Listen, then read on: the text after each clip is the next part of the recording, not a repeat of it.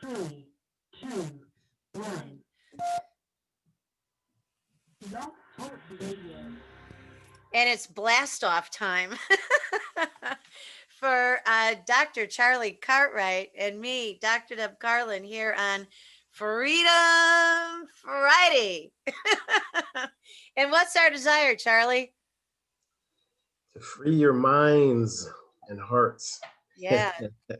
And the one reason to do that is so that you can soar in this life and make it, spectacular, however you define it. Not how anybody else looks at it, not what anybody else's role model for it is, but what you in your heart and your mind really want, right out there.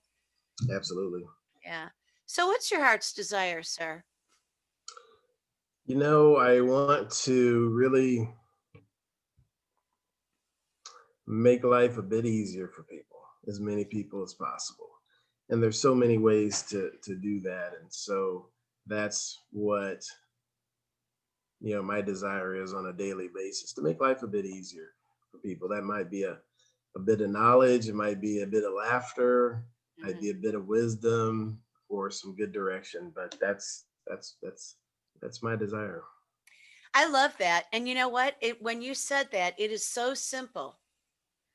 And the work that we do can get really intense, and it can be kind of, it takes courage to do the kind of work that we do, because you got to walk in and deal with people and do all these things.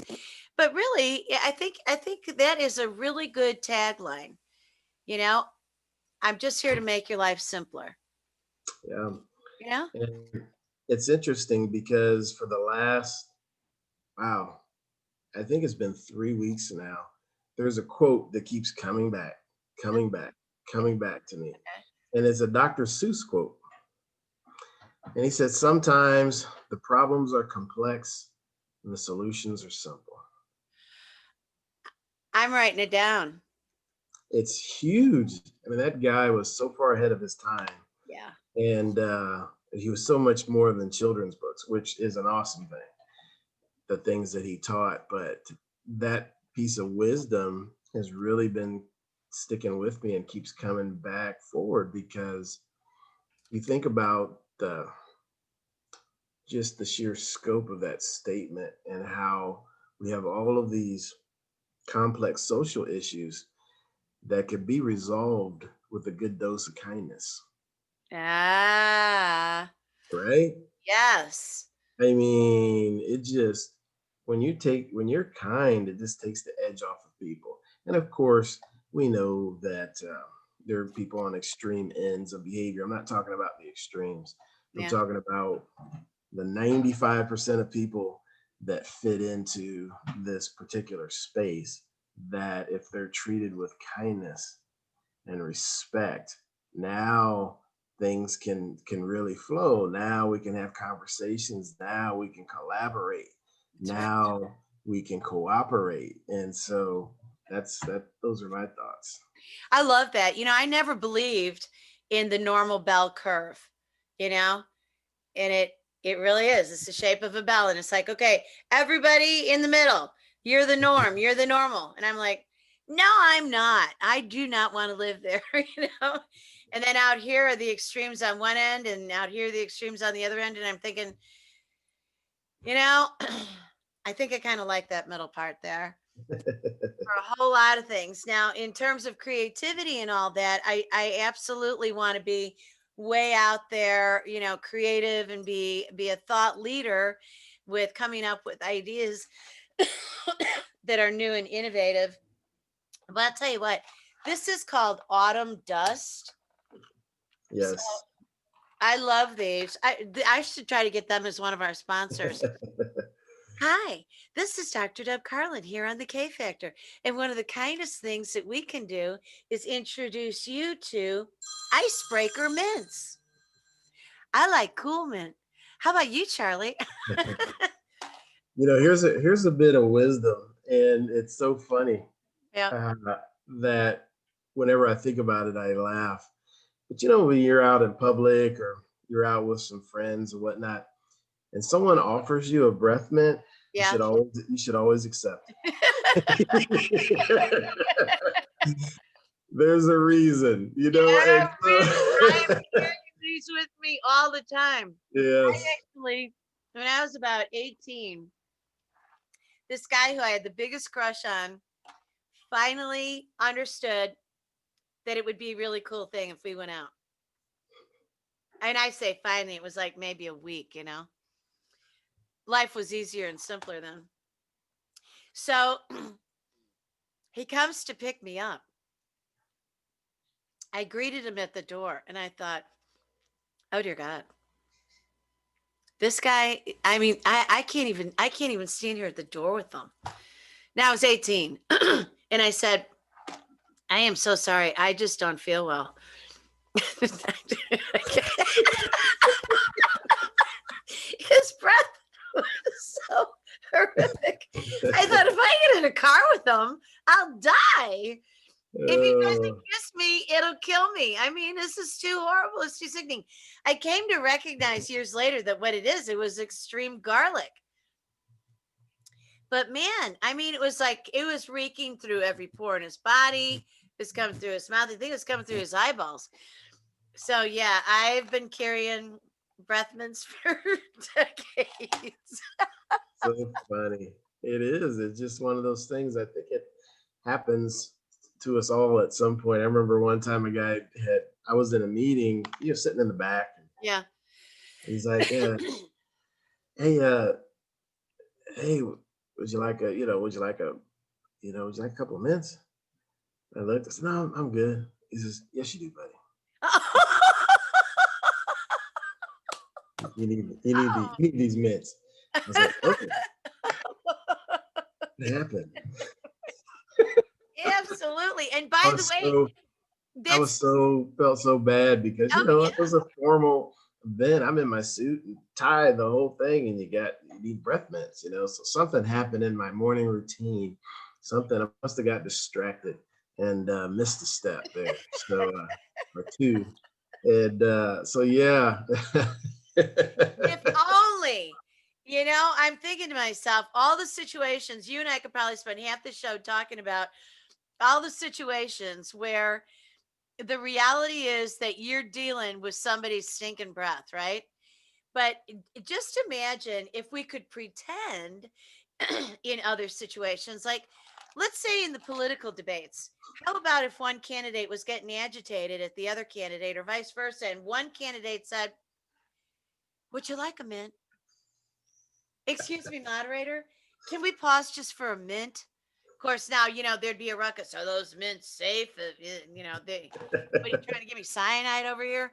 The paranoia would be full blown. But what if everything? I love the way that you, as a guy, I mean, it's really inspiring for me when a guy, a macho man, says, how about a little touch of kindness? Because, believe it or not, I know that this will be hard to believe. I get accused every now and then of being, soft, girly, and a little frivolous. And it's like, yeah, so what's your problem? It's still credible stuff. Tell me who wrote more love songs and poetry and wrote more love stories that became plays and movies than the male species. Yeah, it's amazing, and it seems counterintuitive but it's true that a lot of times people have all these armaments, right? Literally, packing a gun and all these different things, and putting on this tough guy persona Mhm. when really they're weak, right? Oh, tender.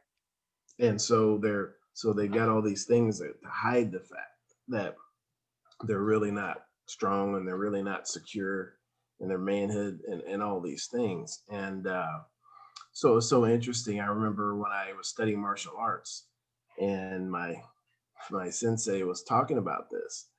And when we were going through training, he was explaining to me how when you understand how to take care of yourself and handle yourself, you're much more likely to get less likely to get into a conflict, a physical confrontation, because you know that you can take care of yourself, and so you're not going to respond to defend yourself until you absolutely have to, Right. right? So you can diffuse a lot of situations. Whereas if you're unsure of your ability to defend yourself, then you're more likely to respond quickly and violently than someone that that is very comfortable in their own skin. And so, Brene Brown talks about this, that the strongest people are the ones that are open to vulnerability, and that's real courage, right?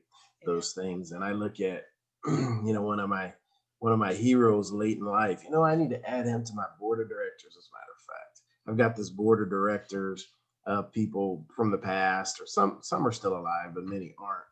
And so whenever I, have a challenge, I'll consult with the board, I and love that yeah, I idea. Boy, I'm consult with the taking board. notes with you today. And so Mr. Rogers, Oh, Mr. yes. Rogers was the man. I mean, this guy, the issues he tackled Oh, yeah. in the environment in which he tackled them, in the way that he tackled them, was just amazing.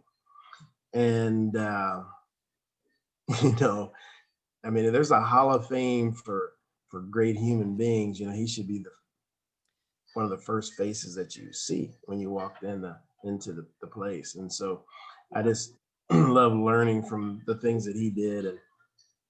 And that was his three rules of ultimate success. Do you know what those three rules? He said the three rules to ultimate success, to achieve No, ultimate success. go ahead. He said, rule number one, be kind. Rule number two, be kind. Rule number three, be kind. Love that. I mean, that is huge. So it's something that I really strive to achieve on a daily basis. And it's like a muscle. You've got to work on it to get better and better at it. And there are levels and things like that. But as I've gotten older and wiser, I've become kinder. So, You know, it really is bothersome to me when I feel like I'm out of sorts. I've been doing a lot of work with uh, a device. I've talked a little bit about the heart math, mm, and heart math is amazing. So it's a beautiful science based on things that I'm so familiar with in terms of psychophysiology and brain chemistry, cardiovascular um, systems, and biofeedback. And having run biofeedback and doing psychometrics forever, heart math really speaks to me, and it's been around for a long time. I mean, this is nothing new. But the beauty of it is that you get this little cord that is a sensor that you put on your ear, on your earlobe, and it plugs into the bottom of your phone, whether it's a Droid or an iPhone. And it's a biofeedback program so that you can see your heart wave, and you can see your breathing, and you are really getting the feedback about being in synchrony between brain and heart. So when I'm over at our medical practice, I bring patients in and sit and say to them, how'd you like to really feel completely you? Oh yeah, how can we do that? You got a magic trick? Kind of. And it works amazingly well. Amazingly well. It's beautiful. And you can get certified to be one of their practitioners. Now this company is global, and they're tiny, and they've only had about 90 employees, but they got into a real pickle here in the last few months, because guess who lives right in the middle of those 4 million acres of fire? oh wow. So I know the people there, right? Because I've been working with them, and they're darling people. And I called them and I said, how are you? And this gal who's the president says to me, oh, we're okay. We've all been evacuated from our homes, and we don't know if we can get back to them. But, we have friends that we're staying with who live on the periphery, and the fires came through our town, but stopped at the perimeter of the block that we have our offices and warehouse at. Huh. Let me tell you how that happens. If anybody thinks that energy and positive intention and kindness aren't tangible, you know, there's real tangible results. I mean, a smile is tangibly observable, but the outcomes that it produces are amazing. So I had all these orders in, and from like a month and a half ago, and now they're just starting to be able to fulfill them. And so I've kept in touch with them saying, look, let me into your meetings when you all get together. Let me into your meetings virtually, and I will tell you how incredible you are. And they just kind of laugh, and I haven't really pushed it because I don't want to push my way. But the heart math that I do, when I do it daily, and the idea is that you do it twice a day. You start out by doing it just 5 minutes each time, and then you work up to maybe 15 or so. um, the clarity that you get, the reassurance, the affirmation of you is so crisp and clear. It's beautiful. And then there's another device that I use called the Healy, and the Healy is a really incredible frequency machine. And that's one of the things when you and I are talking with each other, offline, I really want to share with you, because um, it is really amazing when you sit, if you're sitting with a Tibetan monk and you're going through the treatments that a high priest can put you through, they will do the sound bowl stuff, so Mm. that it's kind of like on the rim of the glass. I remember at dinners sometimes, kids would do that, and it's like this cool sound, and then we'd make Yeah. music across the table. But the frequencies that you create each have a different impact on another part of your anatomy and physiology. And it's beautiful, and it's a science. And the science of it is amazing and technical and um, beautiful stuff. Beautiful stuff. And it's great healing. So, in the midst of the kindness, the reason I bring those two things up right now is because um, I feel this edge in me. Like I was walking out of a store the other day, and this man was very, very angry with me because I will only wear that mask over my lips. And I don't breathe through my mouth when I got that mask on when I'm in a store. I breathe through my nose. And I am not, I refuse. I out flat right refuse to breathe in my own carbon dioxide. I'm not doing it. It's not healthy. So I'm very discreet. I keep my lips tucked in under the mask, but I won't pull it up over my nose. And I've had people bark at me about it. And most of the time I have fun with people, and I'll either ignore them. Well, that doesn't work very well, or I'll pretend I don't speak English. I think I told you that last week, didn't I? Yeah. Okay. So pull your mask up. Pardonnez-moi. Yeah, geez. All right. So I look at that, and I get an edge about me that is unkind, because what I want to do is say something snotty, because I'm boiling up. It just gets me boiling. So I was walking out of actually one of my favorite stores the other day, and a man is barking at me. And people are often cowardly with how they do it. He's walking in and I'm walking out, and the chances of my walking back in are really slim. And so he barks at me, "Hey, you idiot." I live in a beautiful neighborhood. "Hey, you idiot. That's so ignorant. You should learn to obey the law." So I stopped. I turned around. I came back, and I said, "It's not a law. Nobody passed a law. It's not the law. It's an ordinance. It's a request. It's not the law. And by the way, I am a doctor, and I'm here to tell you it's not good for your health." And I was so snotty about it. I'll tell you what, Charlie, I walked outside. I got in my car. I almost started to cry, because I did not love myself for that edge. Now, did I speak the truth? Yes. Yes. There was no lie in any of that.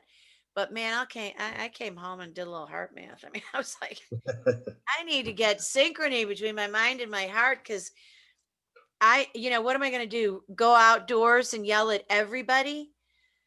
All the people riding their bicycles by themselves with a mask on? What are they doing? Talk about a lack of freedom. That's the thing. That's the theme of our show, is Freedom Fridays. It's freedom across every day of the week, every minute of your life. And if you think that you're getting your freedom by wearing these masks, you're not. It's the opposite. Now, if you're coughing and hacking, stay home. Because if you're coughing and hacking and you're breathing in what you've coughed and hacked, that's really unhealthy. Did I tell you another friend of ours labeled it the face diaper? Yeah. Yeah, it's the strangest thing. It's the strangest thing. It is. It is. And the people who are wearing the plexiglass shields, I'd like to see what that looks like by the end of the day, let alone the end of the week.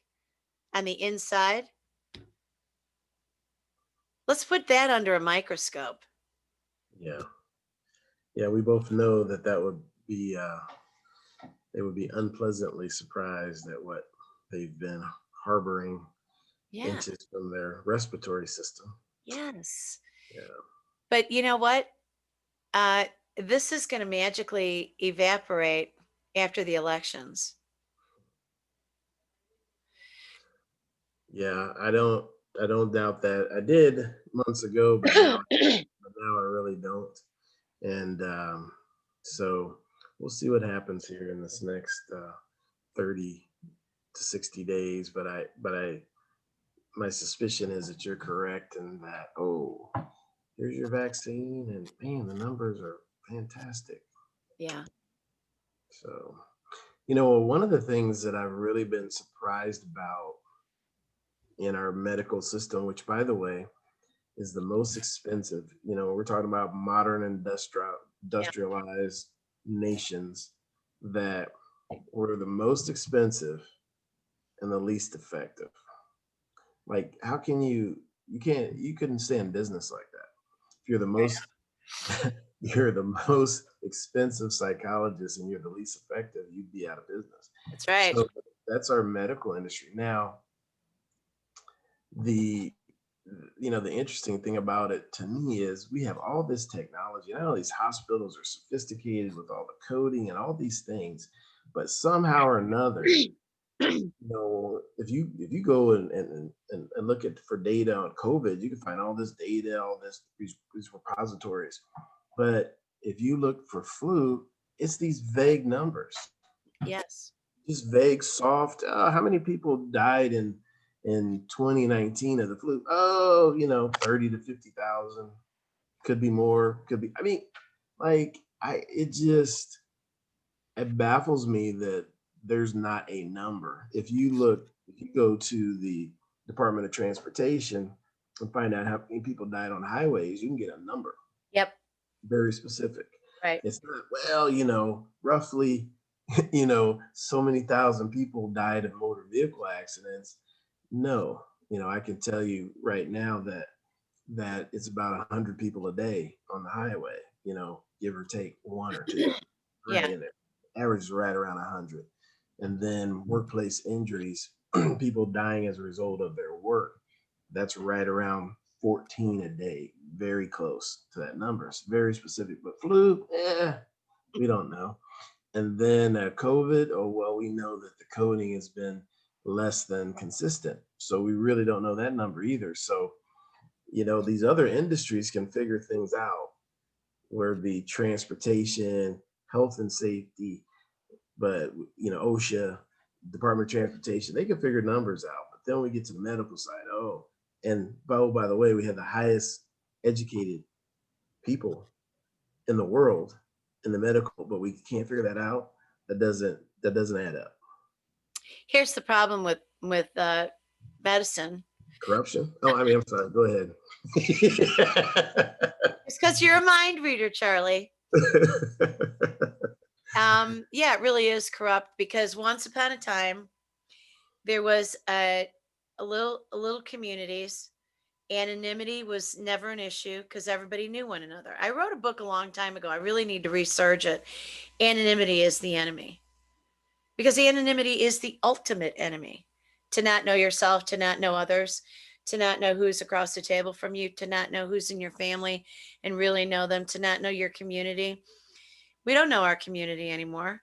And so that local doctor who would come to your house, somebody would go, get the doctor, and he'd get in his house, horse and buggy, and come to you. There was no such thing as insurance, and there were really no hospitals, and there were there was no invoice. You would settle it up next time you were in town, and if you didn't have money, you had credit, and or you were the farmer, he was in town, and you brought him food, which was great. That's awesome. Well, you can say a lot of things about sterilization and cleaner conditions and all that. One of the biggest things that we have to fight in the hospitals right now is making sure people don't get septic. It's the most disgusting, unhealthy place that you can possibly be. Hang out there, you'll get sick. The As soon as, and now everybody fights over insurance, health insurance. Oh, I gotta have good coverage. I gotta have good coverage. All I want is my health savings account and stay out of my business, because I'm not going into the hospital. The hospital is a place where a lot of variables are interacting, and you better go in there with a medical advocate. And by the way, now you can't. So you go in there, there's no witnesses for anything that is being done to you or not being done to you. As soon as we got insurance companies involved, and forgive me, insurance industry, because a lot of you have been my clients and I love working with you for the betterment of people. But as soon as insurance companies started bringing in the accountants to dictate what the treatments ought to be and the course of treatments ought to be, this is why I never went to be a clinical PhD clinician psychologist working on insurance panels so that they could pay me. No, you mean so that after all the years of training, you would tell me how many times it would take me to take care of somebody and what it is that I should do and what I should get paid? I didn't come through all this to be an employee. I will create the pathways. So the healers, the real doctors have evaporated in a lot of ways. And there's physicians who have, and I go through this every time I get a call to be a medical advocate and I've got people in the hospital. I try to get them out of there as quickly as possible, because the physicians who are there to tell you what the policies are. And they're there to come in and tell you what procedures need to be done, because they're very concerned about meeting their quotas. It sounds heartless, and it is, but that is the way it is. And excuse me, the hospitals have no legal right to tell patients, you must come in here alone.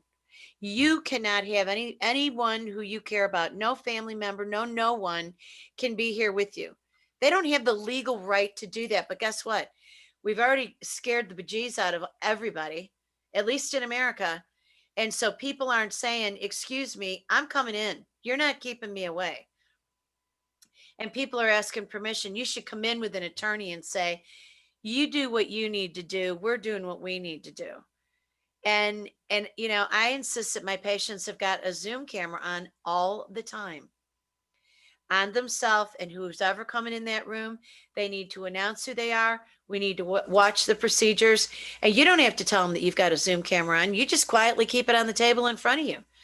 But you need witnesses, and all these elders who have been put into these senior care facilities, retirement homes, rehab facilities, assisted living facilities, and then they're held hostage there and not allowed to see their loved ones.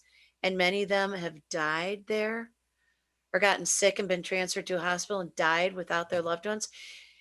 That is absolutely heartless. I don't care what anybody says to argue that point. That is the ultimate of your freedom being ripped away from you. So it's interesting. I have an aunt and an uncle that I need to call, and they're in a nursing home in my town. It's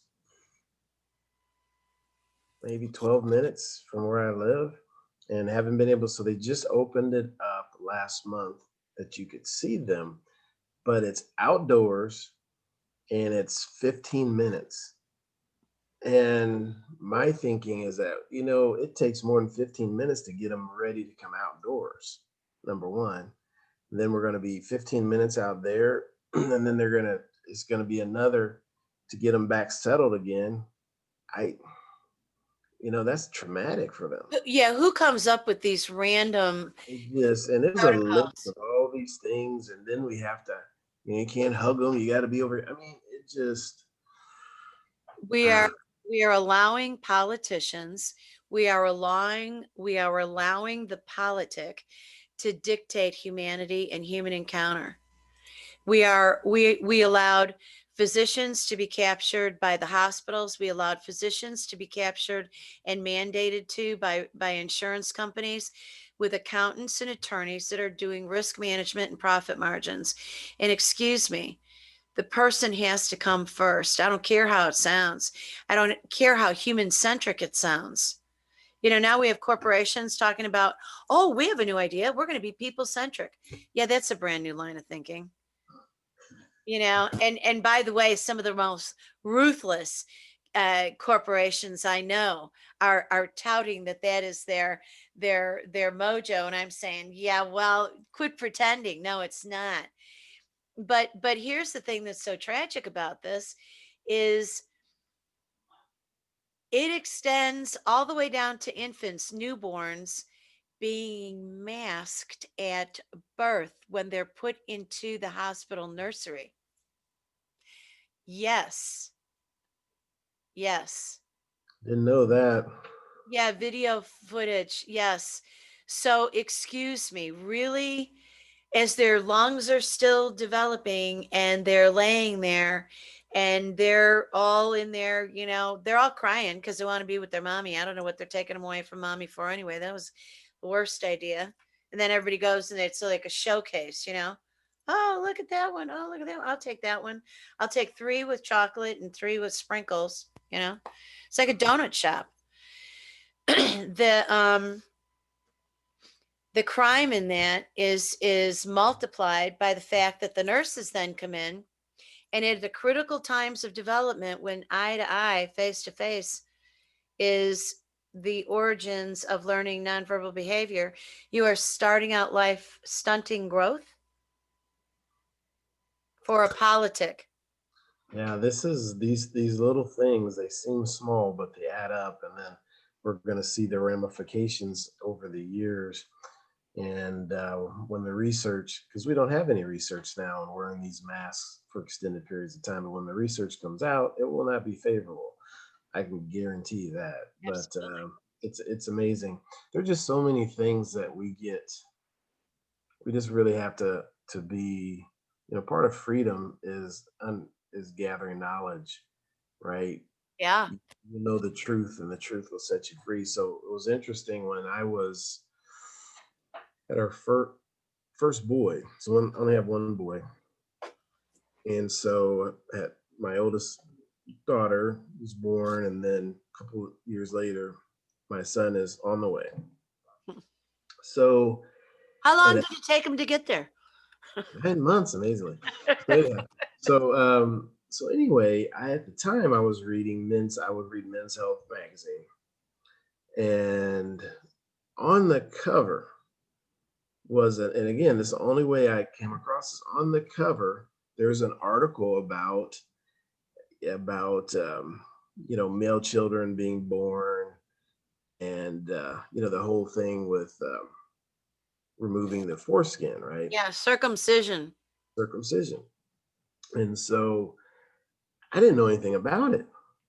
So I read this article, right? And then I bring it home and I show it to my wife. Yeah. We then had a conversation with the physician, and said, hey, we're the only country, we're the only modern country that regularly circumcises their male children.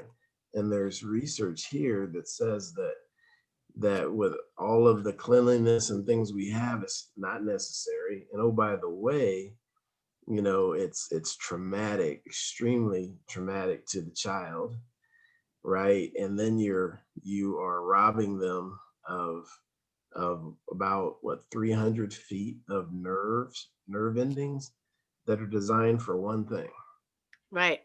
pleasure, Right. and taking them away. Right.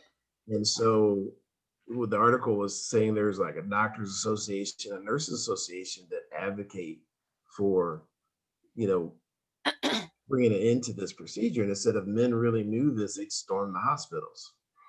But men haven't stormed the hospitals because they don't know. And I remember I was depressed for like 2 weeks. I was like, what? You mean it could be better?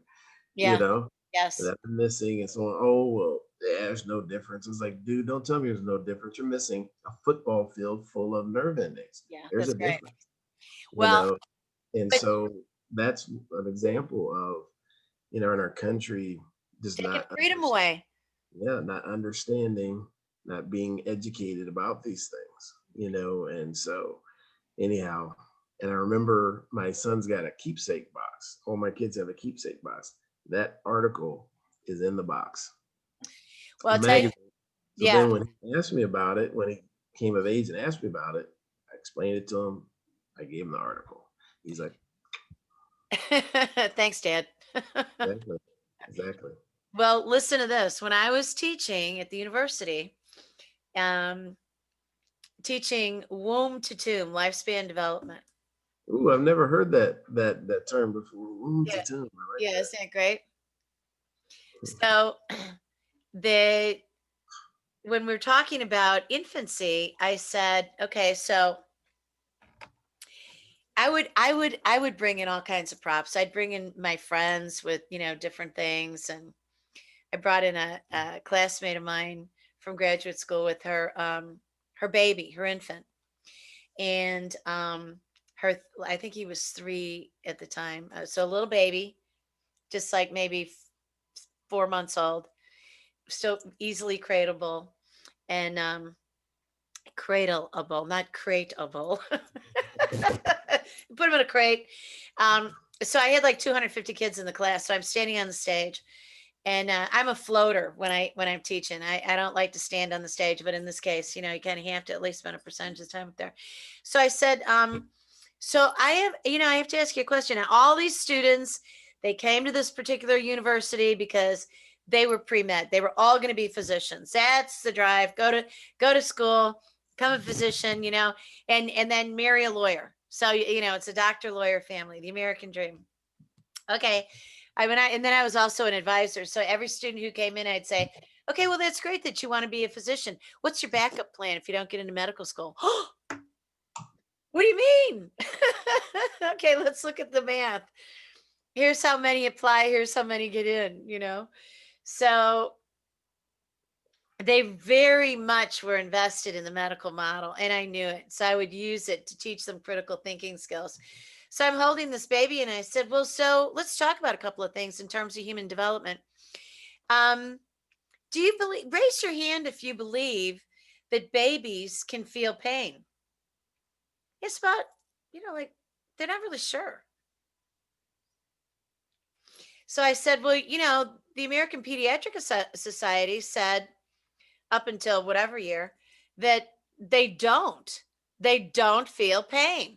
I mean, come on, they're just little blobs of flesh and not even bones yet, really. It's all kind of mushy cartilage in there. I mean, we could probably bend a leg here. Should I bend this leg? And they're like, oh my gosh, Dr. Carlin, what are you doing? Just testing you. So we have a few laughs about it, but then I say, you know what? Here's what I'm going to do. Because I really don't know if babies really feel pain or not. I'm on the fence about it. So I'm just and I walk over to the side of the stage and I hold the baby out over the cliff of it, right? And it's about a 3-foot drop. And I said, now, I don't think it'll kill the baby because, they're pretty bouncy. but I'm going to drop it to see if it feels any pain. Does anybody have a problem with that? I mean, they were screaming at me. I said, okay. And I'm standing up there laughing. Now, my friend is looking at me like, I do know, like, love, and trust you, but you're freaking me out. So I stopped. I held the baby and I said, look, sometimes to make a point, you have to be very visual and get people's visceral responses. Raise your hands now if you believe that babies feel pain. 100% of the class is going, yes, yes, please don't hurt the baby. Dr. Carlin, please don't hurt the baby. I said, okay, I would never hurt a baby. But let me ask you a question. Have y'all ever heard of circumcision? Oh, yeah. Well, yeah, of course. And I said, do you ever notice how guys want to protect their private parts?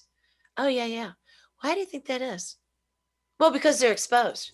Okay, well, that's the obvious reason. But do you know that when a baby is circumcised, there is no anesthesia at all? It's just you do it. They were horrified, and I said, "Anybody in here Jewish?" Yeah, a bunch of hands go up. I said, "You ever been to a bris so you could witness it?" Oh my God! And I said, "Look, we have a double standard." And what this is about is this is a lot about taking your freedoms away. And it is. One of the things I remember reading in the article is the baby's strapped down, Yes. arms and legs Yep, that's right. strapped down. Okay. And so that happens in what, the first 24 hours of life? So, yeah. It's just Home birthing looks really good. exactly. It's just ridiculous. And these are the things that occur when we're not aware and educated the way that we should be. So, But women used to actually deliver in a squatting position. And you might be out in the field and you're delivering your baby. But gravity is working with you. It was King Louis whatever who decided he wanted to watch. Hoist her up and lay her back. Agonizing. Horrible for your back. You got no gravity to work with. So now we've got some birthing chairs. So, you're sort of lifted up. And then there's also what they do in France, which is, the birthing in the water. So you're really, you're seated and propped up and you're wearing a t-shirt and you're delivering your baby in the water, which is really natural. People say, well, doesn't the baby drown? Well, has the baby been drowning in utero? I mean, they're floating in there. exactly. But Yeah. there's things that we do that really people don't think about it. But when you think about the oppression and the repression of masses of people, because leaders have been trying to figure out how to control the masses, it's a very important topic for people to study. Just if Charlie and I sound outrageous today, Google, uh, you know, the origins of oppression, the leadership of oppression, um, this the social psychology of stealing freedom.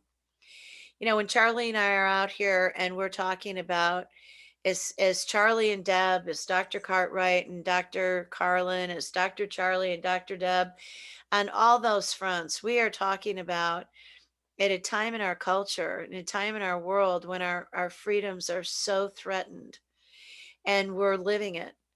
And we want every one of you to be thinking critically about your freedoms and the broad dimensions of them, and what can you do in your mind and then in your behaviors to recapture your freedom of yourself and then your freedom in our society. It's so essential. Yeah, it's what our country's founded on, and I mean that's why we broke away, right? And formed this union because of those freedoms and how sacred they are, to our very nature. So, and we shouldn't give them up. and but we have to understand that and really do our homework, right? I mean, we have time available. Got to do our homework. I really do.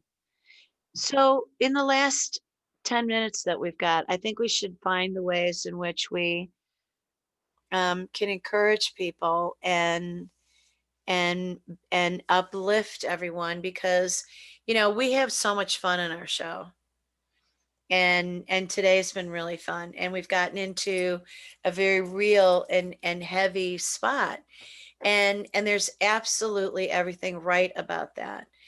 um but I want to continually swing that emotional pendulum with people and get everybody thinking and get everybody really looking at where we're at and what do you do, and what can I do daily, what can I do for the vote, the presidential vote, and what can I do for the country right now, what can I do for my life, for my family. So what do you think, Dr. Charlie Cartwright?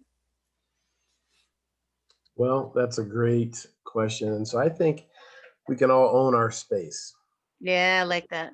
Own your space, right? Own your space, own your mind, own your thoughts, and own your opportunity to really go out and understand and find out things, and say, hey, I can't control what someone's doing across the street or in another state or anything like that, but I can control my space. I can own my space. And if we all own our space, then I think that's huge, because I mean, you see these things on television or on the internet, and you see people at the extreme ends of behavior. But that's not us, as a nation. We're a very great nation and great people, and there's great people all over this nation that have their hearts in the right places and spaces and are wanting to do the right thing. So we just have to own our space, and then come together in the spirit of cooperation, and everything will work out that way. It has for hundreds of years, and it'll continue if we do that. Yeah, absolutely. It can be really simple too. I'll tell you a couple of things that I do to own my own space. I take a bath. I mean, I do my techniques that I told you about with the devices that I've got, but I'll tell you what, I draw a hot bath and I put some kind of Epsom salt in there and a nice oil, and I lay back and I just absolutely own it, and everything just floats. First of all, with the warmth, your heart rate slows down, your vascular system dilates, you're getting a nice amount of blood into your brain, you're thinking more clearly, and all your muscles are relaxing. And if you're in a magnesium bath with Epsom salts with magnesium in it, which you can get at any pharmacy, Walgreens, CVS, even little private pharmacies, just lay back and give yourself a half hour to just do nothing. Don't have your phone in there. I take my glasses off. A couple times I got in there, I forgot to take my glasses off and wash my face. Oh, why do things look so funny? And it's the aromas and aromatherapy. And I love essential oils. And doTERRA's got a beautiful line of essential oils, and you can use them for all kinds of things, the diffuser, and sit in front of it and breathe in and have it be lovely for yourself. And then the whole reality of even putting them on the inside of your mask. There's formulas that you can put on the inside so you're not being poisoned by yourself for the brief times that you put it on. Um, and then, you know, owning my own space by going to my little grocery across the street, getting my groceries, bringing them home, and eating well and comfortably and enjoying it and relaxing and sitting back on my furniture and just gazing out the window, listening to music that I absolutely adore, and drinking water, drinking beautiful teas that are going to be healing for me. I've really gone back to all my origins. It's awesome. It's awesome. And we have to discover those things that, get us centered and settled. And for me, it's reading or music or just contemplation and like you said, just getting yourself centered and really setting yourself up to own your own space. Right. So, what I'm doing with patients in hospitals, um, is really trying to capture them, and they allow it. I the way that I'm talking to them, much the way that my voice right now is lower volume, lower octave and slowly paced. I put people into an absolute deep meditative, hypnotic state where they're in a different brain wave where they can really relax. And I watch people in pain go from a squished up face that is the ultimate look of pain and agony, right? To within 3 to 5 minutes that relaxes. Mouth cracks open, jaw is released, eyes are closed, their breathing starts to regulate, and they are free from pain. And it all starts in our mind. And we get so, I just only in this last year heard the term wrapped around the axle. We get so wrapped around the axle, we don't know how to get out of there. And we need to do it. We need to have our food be our medicine. We need to be our beverage, be our hydrator. And we need to clean the outside of our body and the inside of our body, and then allow love and kindness, right? Yeah. And all that gentility and softness. And people love it, but Charlie, people hide it. Yeah. And I think people hide it because our society has, through influence, pushed the fact that that's weakness, and Mm. it's not. It's true strength. It is true strength. Strength. Yeah, it is true strength. The Missouri Venture Forum. You've been a guest on there and a speaker. And one of the events that I did before the shutdown of virtual, live events, and we won't do any more this 2020. I don't know what'll happen in 2021. Our event space actually closed. But when I was doing the live event, people were coming in saying, "Oh my God, it's beautiful. There's this ambiance is lovely and beautiful." Yes, I'm your president. I'm your host. It's my job to make you feel welcome, just like this is my home. This is the organization's receiving platform. And, there was live music playing with a guy that I know, Tony Viviano, and he's carooning love songs and Christmas carols. It was in December. And it was beautiful and it was lovely. And people had fun and there were treats for them on the table. And I had Santa there. And Santa gave everybody presents. I mean, it was just sweet and it wasn't expensive.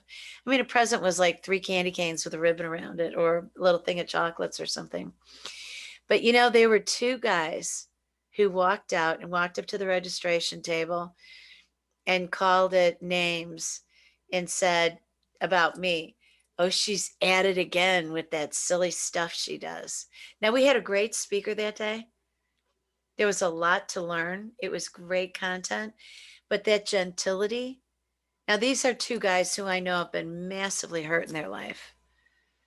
They think they're walking around macho and tough, but what they're showing is how hurt they've been, how disappointed. Isn't that sad? It is, and it's just one of these things that, especially men in our society, have been fed this message for so long that, kindness, gentleness, warmth, approachability has been talked out of us, has been we've been moved away from it. But as I've grown, I know that moving towards that is the right way to proceed for the best outcomes. And there's nothing wrong with having that side that you may need to call upon someday, and but hopefully you never will. I remember there's a quote, and I'm not sure who this quote's attributed to, but there was a conversation between this student, it's a karate student, and the master. And the karate student asked the master, says, "Hey, you're always telling me to be peaceful, but you teach me how to fight. How does this go together?" And the response was really great. It said, it's better to be a warrior in a garden than to be a gardener in a war. And so I like being a warrior in a garden. Yeah, I like that too. And that's where the kindness and gentleness and 90 seconds. All right, Charlie, great place to end our session today, our session. Mutual therapeutics for each other. yeah. I will see you tomorrow. And All for right. today, blessings. I'll send you an email with our link. Thank you for today. It's lovely as ever. Namaste. Namaste. This is your host, Dr. Deb Carlin, and her beautiful co-host, Dr. Charlie Cartwright, signing out for today. Ta-ta.